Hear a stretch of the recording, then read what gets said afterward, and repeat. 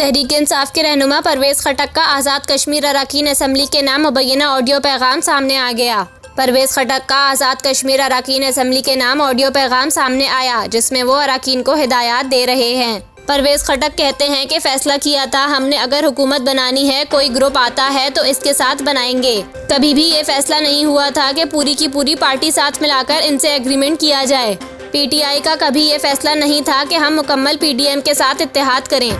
उन्होंने कहा कि अगर स्पीकर या डिप्टी स्पीकर का इलेक्शन होता है, हमने बिल्कुल पीपल्स पार्टी या किसी को वोट नहीं देना, चाहे अपोजिशन में रहें, लेकिन हमने अपना उम्मीदवार खड़ा करना है और इसे सपोर्ट करना है। मकबूल अहमद ने स्पीकर के लिए कागजात दाखिल कर दिए हैं। सबको हिदायत दी है कि वो मकबूल को वोट दें।